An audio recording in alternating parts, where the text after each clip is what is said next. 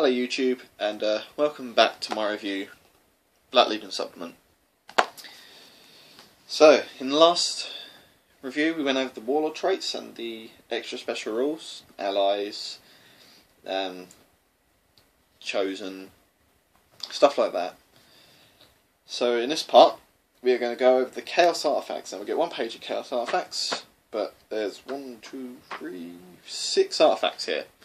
So you get a good amount of choice. They're all fairly expensive, but they're all really good. I think they're better than the ones in the Chaos Codex, personally. There's a few in the Chaos Codex, like the Black Mace, that really stand out. None of these can match, but they can't match them, but in other ways, these are really useful.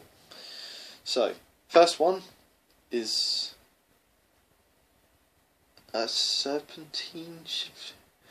It's a word I cannot pronounce. Let's give you a view of it. Where is it? If I can find the camera, it's this one.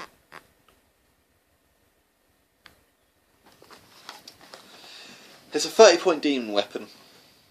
Now that's really useful considering we didn't have a standard demon weapon that just wasn't useless. Black Mace is good on the Demon Prince. Axe of Blind Fury only for Khorne. So this is a generic demon weapon. Strength as user, AP 3, melee, demon weapon, and it's got a rule called Quicksilver, which is the bearer has +1 initiative in close combat. 30 points. There's nothing bad about that. Can't complain. Second artifact, the Cube of Lies. This is the cheapest of all the artifacts. It's 25 points. The bearer has -1 toughness, but +1. No, can reroll invulnerable saves of 1. So useless for a Demon Prince. Well, actually. Oh well, I run my Demon Princes as Zinch, so that's useless for me. But Demon Prince Khorne rerolling 1s, -1 toughness though. So I reckon if you took that on a Nurgle sorcerer, it'd be -1 toughness, so you'd be standard 4. But rerolling vulnerable saves of 1. If you take the Sigil of Corruption, you've got a 3-up invuln. So you're re-rolling 50% of your armor saves, invulnerable saves, which is brilliant. It's just brilliant. 3-up, reroll 1s. Can't complain at that. That makes your sorcerer really survivable. Given the demon weapon, he's even better. 50-point up worth upgrades, but yeah. Then you got the last memory of Yunfrost. Another stupid word that Games Workshop come up with, which is a funny item. I took it against my opponent's my mate Will's Salamanders. Didn't turn out too great, but then I took it against Imperial Guard and it was horrifically good. So what it does is it gives you another cycle level, but instead of rolling you get the Sunburst spell from the Pyromancy discipline, and that's a Nova which does 2d6 strength 4 hits, strength 4 AP5 hits to everyone within 6 inches, which is brilliant because you get it for free. Makes your Demon Prince cycle level 4 maybe. But you can use 1 warp charge to cast it normally, 2 to cast it at 12-inch range, or 3 to cast it at 18-inch range. So you fly your Demon Prince into the middle of your opponent's army, drop 3 warp charges into it, and do 2d6 strength 4 AP5 hits to everyone within 18. Wow. Yeah.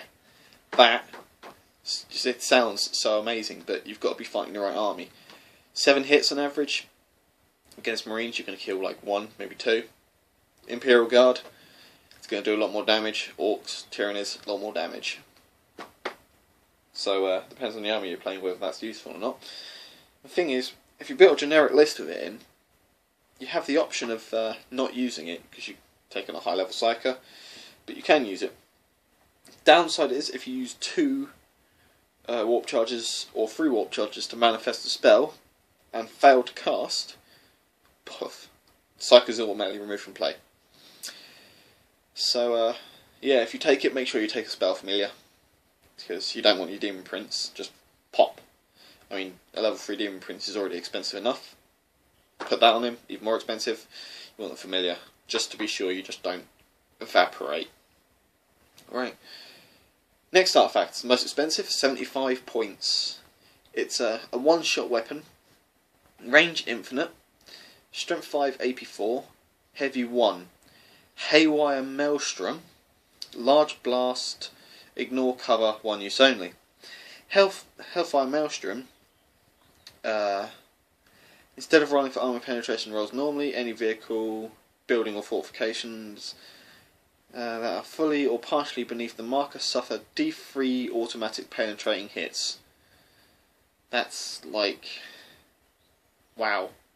If your opponent lines up his rhinos and you can get 2 of them under the blast, you're probably going to kill 2 rhinos turn 1 with that.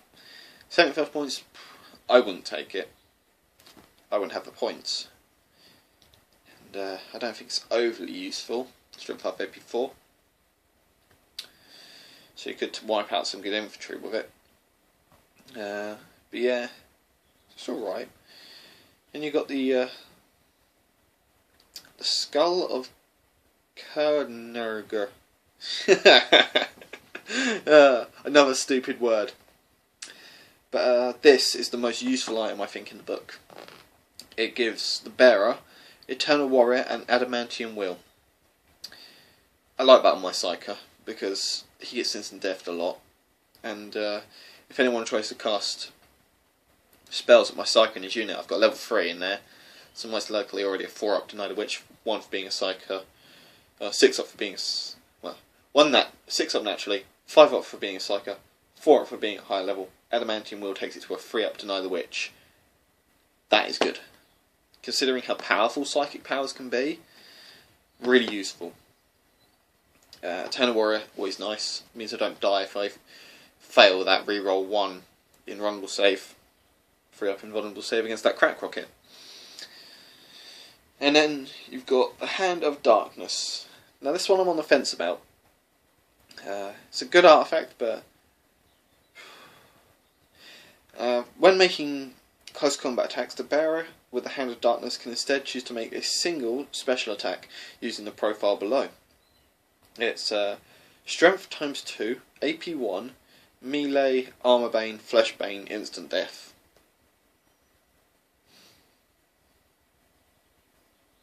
Yeah. So, Strength 10, most likely. No. Strength 8, most likely. 9 if you're Furious Charging. But you've got Flesh Bane and Armor Bane. So against a Wraith Knight, you're only wounding on a 2. At least I believe that's what Flesh Bane does. Might be reroll to wound. But yeah, instant death is the part where it gets. You run into something like a Wraith Knight. Pop, go. It just goes. So yeah, useful in that situation. Run into a Demon Prince. There it goes. But you've got a roll to hit. And it's 1 attack. And if they pass their invulnerable save, you could feel really silly for using it. But if it works, wow. You see a Wraith Knight just disappear. Or a Riptide just disappear. So that wraps up for the Chaos Artifacts from the Black Legion supplement. Yeah, I like them. But I still don't see the point in this book as a whole. Useful for the allies, 12 Bleres, what I'd do. But for those who are on the fence about purchasing it, yes. I'd have to say that with a pinch of salt. Yes, it can be a very good book if you do a chosen army. The artifacts are very good. Allies, useful. So yeah, this is the end of my review on the Black Legion supplement. So thank you for watching, and I hope to see you in other videos. This is Sam. Happy wargaming.